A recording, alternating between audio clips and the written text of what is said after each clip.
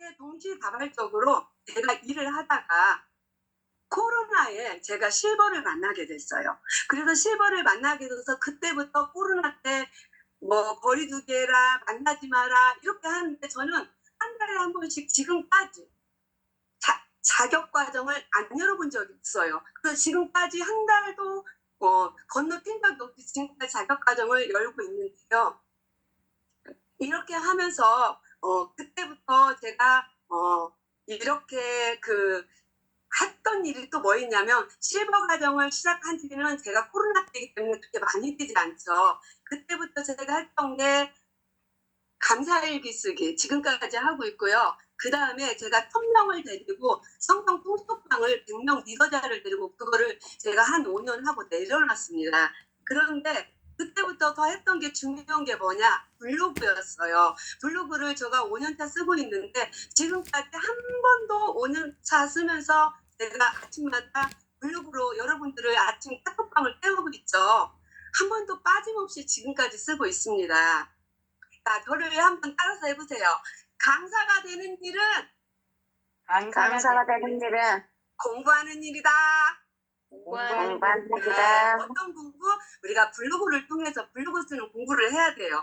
자, 그런데 실버 과정을 제가 만나서 정말 행복한 강의를 하고 있었어요. 그런데 저에게도 위기가 닥쳤어요.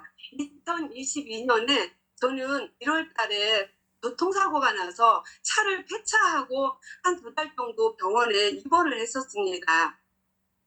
그렇게 해서 겨우겨우 퇴원을 했는데 2달 후에 엄마가 천국으로 이사 가셨어요. 그래서 그 엄마의 빈자리가 너무너무 힘들었는데 예상치 못한 또 다른 아픔이 저에게 복권이 당첨되는 것처럼 딱 당첨이 됐어요. 그게 돈이었으면 얼마나 좋았겠어요. 그런데 생각하기도 싫은 사건, 정말 감당하기 힘든 시간, 정말 한 입을 덮고 사는 우리 내편님께서 심근경색으로 새벽에 병원에 갔는데 저도 깨우지 않고 혼자 갔더라고요. 갔는데 바로 연락을 왔는데 바로 수술을 해야 된다고 그래서 수술을 받았습니다. 그런데 그렇게 수술을 받고 퇴원을 일주일 만에 했는데 이틀 만에 다시 뇌졸중으로 쓰러져서 식물인간이 되었었어요. 엄마.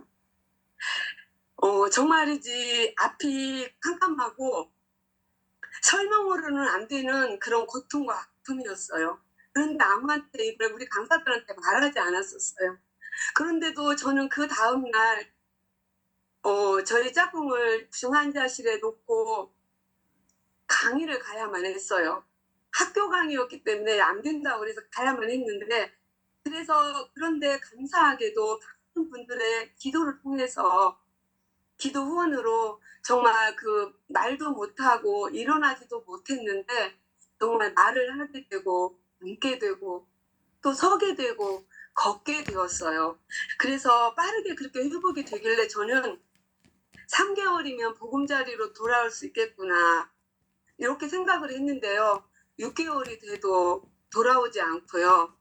1년이 돼도 돌아오지 않더라고요. 그러니까 제가 엄청 저녁에 혼자 있는 시간들이 너무 힘들었어요. 우울증까지 올 정도로 많이 힘들었고 무슨 소리만 나도 놀래고 그러면서 혼자 울기도 하면서 그런데 그거를 제가 표현할 수 없었어요. 그런데 1년 6개월 만에 돌아왔는데 정상적으로 회복이 되지를 못했어요. 그래서 제가 왜 이렇게 빨리 갔는데 회복을 못했나 물어봤더니 이 수술한 지 일주일밖에 안 돼서 약을 다 못 써서 뇌가 이렇게 조금 뇌가 상했다 하더라고요. 그래서 회복이 안 된다고. 그래서 처음에 코로나 시절이었기 때문에 간병인까지 쓰니까 한 달에 막 500 이렇게 나왔어요, 병원비가.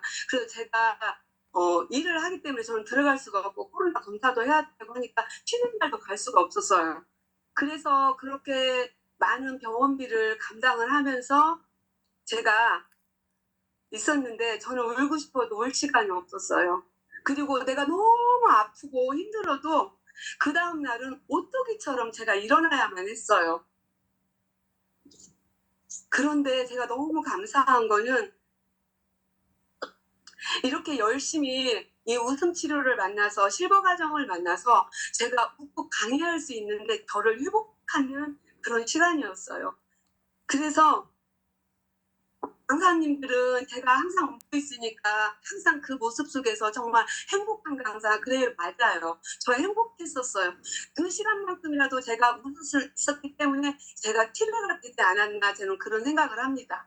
이렇게 힘든 시간을 보내고 있는 도중에 저는 도정문 대표님께 한 통의 전화를 받았어요. 제가 대표님께서 전화를 주셔서 저한테 한 번도 저는 조정문 대표님을 만난 적도 없고 얼굴을 본 적도 없어요. 서신 이런 거 한 것도 없지만 전화가 오셔서 서청 강의를 갈래? 강의가 있는데 갈 수 있냐라고 물었어요. 그래서 저녁 강의였기 때문에 제가 망설이지 않고 네, 가겠습니다. 너무 감사합니다. 이렇게 하고 제가 갔는데 그때 당시 제가 타기관에서 조금 갈등 문제로 제가 조금 힘들어하면서 있었을 때였는데 그때 대표님을 만나면서 서천에서 만나서 저는 그냥 그 강의만 갔는데 대표님께서 그날 바로 저를 방으로 초대를 하면서 저는 그날부로 한국 자격 인증교육원의 가족이 되었어요. 대표님께서 저에게 하신 말씀이 뭐였는 줄 알아요? 황진이, 내가 너 돈 벌게 해줄게. 이 말씀이었어요. 그런데 저는 이 말씀을 들을 때 정말 귀에 쏙 들어왔어요. 제가 현재 지금 생활고를 책임져야 되는 상황인데 이 말씀이 정말 제 가슴을 신금을 울렸어요. 그래서 돈을 벌게 해준다고? 그래서 저는 대표님께 이제 감사하면서 그 대표님을 따랐는데 대표님께서 이렇게 말씀을 하시더라고요. 황진이, 너 서울 올라와서 강의 들어야 돼. 명강사 과정. 그런데 저는 그 과정을 가고 싶지 않았어요. 근데 저는 전라북도에서도 그 당시에는 강의가 많았어요. 나는 전라북도 땅에서만 강의를 하고 싶은데 대표님은 그거를 들어야 전국 강사가 된다는 거예요. 그래서 저 전국 강사가 되게 싫어요. 그냥 전국에서만 할래요. 그랬더니 그게 아니라고 자꾸 올라와야 된다고 해서 제가 처음으로 갔던 게 보니까 명강사 법정 의무교육이었는데요. 와, 서울로 상경을 했는데요. 그곳에 가니까요. 어마무시무시한 조정호 강사님이라고 하더라고요. 제가 얼마나 기가 죽었는지 오전 수업을 받고 눈물이 나서요. 제가 집에 오려고 그랬어요. 그런데